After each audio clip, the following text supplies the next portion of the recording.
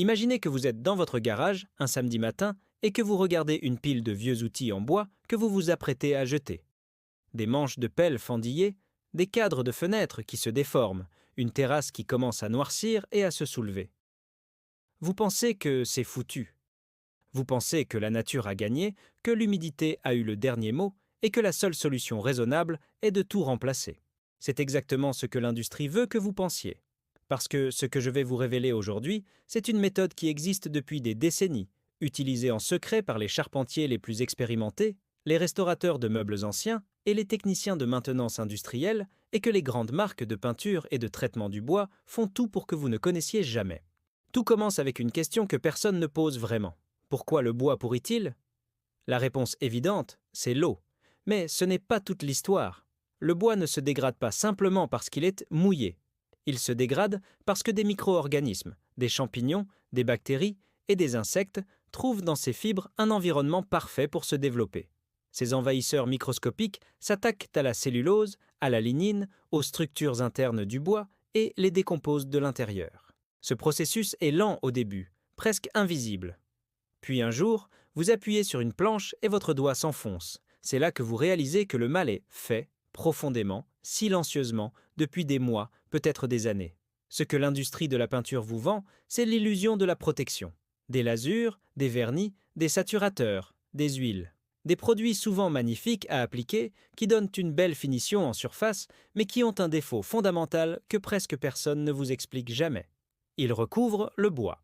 Ils ne le pénètrent pas vraiment en profondeur. Et quand cette couche de surface se fissure, à cause des cycles de gel et de dégel, de l'exposition aux UV, ou simplement du temps, l'eau s'infiltre par ces micro-fissures, reste piégée sous la couche protectrice et crée un environnement encore plus favorable à la dégradation. Vous avez payé pour protéger votre bois et, paradoxalement, vous avez accéléré sa destruction. Maintenant, voilà où ça devient vraiment intéressant. Il existe une substance, peu connue du grand public, qui ne coûte pratiquement rien, moins d'1 € par application efficace sur une surface standard, et qui fonctionne selon un principe radicalement différent. On l'appelle huile de lin bouillie, ou parfois, dans les ateliers de restauration anciens, simplement l'huile des maîtres. Ce produit a été utilisé pendant des siècles par les artisans européens, les peintres hollandais du XVIIe siècle, pour protéger leurs cadres en bois, les charpentiers norvégiens pour leurs maisons de bois qui tiennent encore debout après 200 ans. Puis quelque chose s'est passé. L'industrie chimique moderne est arrivée avec ses nouveaux produits brevetés, ses campagnes marketing sophistiquées, ses emballages colorés. Et l'huile de lin a été reléguée dans les recoins poussiéreux des quincailleries, oubliée, ignorée, parfois même activement déconseillée par certains vendeurs qui ne savent pas pourquoi ils la déconseillent. La raison pour laquelle cette huile est si exceptionnelle tient à sa chimie naturelle. Contrairement à une peinture ou un vernis qui forment un film en surface, l'huile de lin bouillie pénètre dans les fibres du bois, s'incorpore littéralement à sa structure cellulaire et polymérise, c'est-à-dire qu'elle se solidifie de l'intérieur. Elle comble les espaces vides entre les fibres, chasse l'humidité résiduelle et crée une barrière hydrophobe depuis l'intérieur du matériau. C'est fondamentalement différent d'une protection de surface. C'est une protection structurelle. Le bois ne repousse plus l'eau de l'extérieur, il n'en a plus besoin parce qu'il est devenu lui-même imperméable de l'intérieur. Mais attendez, parce que c'est là que la révélation devient encore plus profonde. Cette huile ne protège pas seulement le bois sain, elle peut aussi sauver du bois déjà abîmé. Et c'est ce que personne ne vous dit dans les rayons de bricolage. Quand du bois commence à se ramollir, à blanchir, à présenter ces zones spongieuses caractéristiques de la pourriture précoce, la plupart des gens pensent que c'est irrémédiable. Ils ont tort. Si la structure principale est encore intacte, si le bois n'est pas complètement effondré, une application généreuse d'huile de lin bouillie peut stopper net la progression de la dégradation. L'huile pénètre dans les zones fragilisées, consolide les fibres abîmées et crée une barrière qui empêche les champignons de continuer leur travail destructeur. Des restaurateurs de meubles anciens le font régulièrement, avec des pièces qui semblaient condamnées. Permettez-moi de vous raconter une histoire concrète, parce que les chiffres et les explications chimiques, c'est bien, mais c'est le vécu qui rend les choses réelles. Un menuisier de la région lyonnaise, qui travaille depuis 30 ans, m'a décrit une intervention qu'il a faite sur une ferme ancienne. Le propriétaire voulait remplacer toute la charpente d'une grange, des poutres en chêne massif de plus d'1 siècle. L'estimation d'un charpentier standard, 40 000 €. Le menuisier a examiné les poutres une par une, a identifié les zones de pourriture superficielle et a proposé une alternative. Il a mélangé de l'huile de lin bouillie avec un fongicide naturel à base d'oxyde de cuivre, une autre substance qui coûte quelques euros le litre, et a appliqué ce mélange en plusieurs couches généreuses sur l'ensemble de la charpente. 6 mois plus tard, les zones spongieuses s'étaient solidifiées, la progression de la pourriture était stoppée et les poutres avaient retrouvé une résistance structurelle suffisante pour tenir des décennies supplémentaires. Coût total de l'opération, moins de 200 euros de produit. Une économie de près de 40 000 euros, réalisée avec des produits disponibles dans n'importe quelle quincaillerie. Ce qui rend cette histoire encore plus révélatrice, c'est la réaction du premier charpentier quand le propriétaire lui a parlé de cette alternative. Il a dit que c'était de la folie, que ça ne marcherait pas, que le seul vrai remède, c'était le remplacement complet. Est-ce qu'il mentait consciemment? Probablement pas. Mais il avait été formé dans un système qui valorise le remplacement plutôt que la réparation, qui vend des matériaux neufs plutôt que des solutions de préservation. L'industrie du bois, comme beaucoup d'industries, a économiquement intérêt à ce que vous remplaciez plutôt que vous répariez. Il y a une autre dimension de cette histoire que peu de gens connaissent. L'huile de lin bouillie peut être utilisée non seulement pour protéger ou restaurer, mais aussi pour transformer des bois de mauvaise qualité en surface durable. Vous avez acheté des planches de pin bon marché pour construire une terrasse ou un abri de jardin. Le pin est naturellement peu résistant aux intempéries, c'est vrai.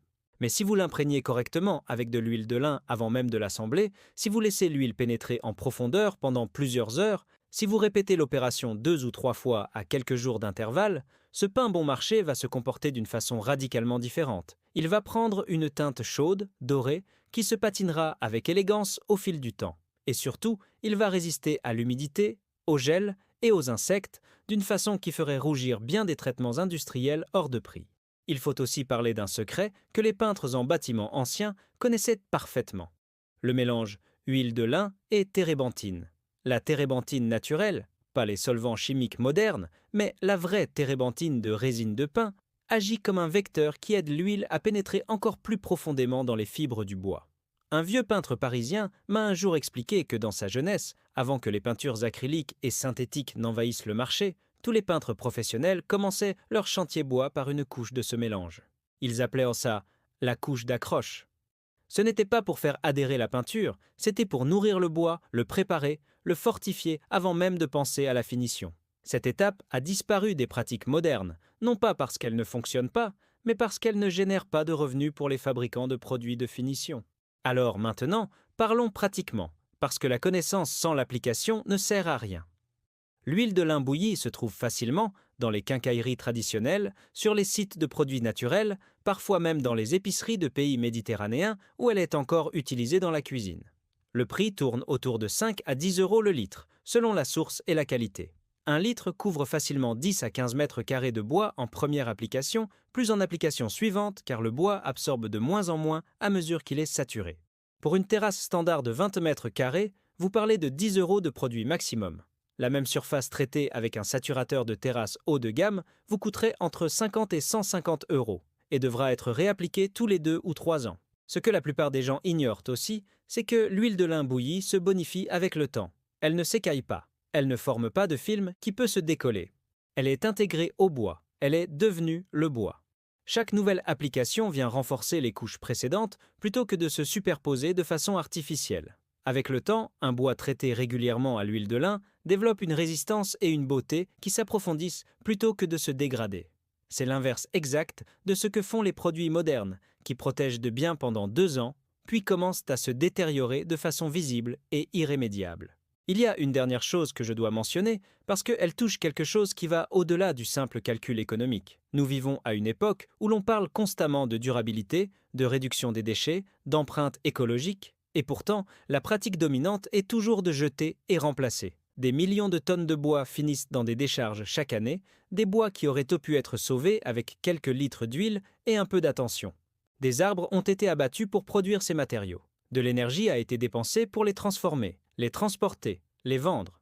Et tout ça finit comme déchets en moins de 10 ans parce que personne ne t'a pris le temps d'apprendre à entretenir ce qui existe déjà.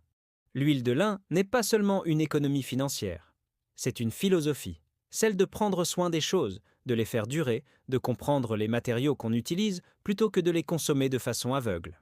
1 € dépensé intelligemment peut littéralement offrir 50 ans de vie supplémentaire à du bois que vous alliez jeter.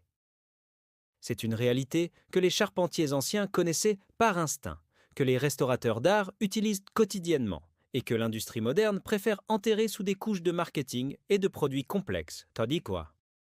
La prochaine fois que vous regarderez une planche de bois abîmée, un manche d'outils fendillé, une terrasse qui commence à grisonner, ne pensez pas remplacement. Pensez transformation. Pensez à ce petit flacon d'huile qui attend sagement dans une quincaillerie, à moins de 10 €, capable de faire ce que des centaines d'euros de produits haut de gamme ne pourront jamais vraiment accomplir.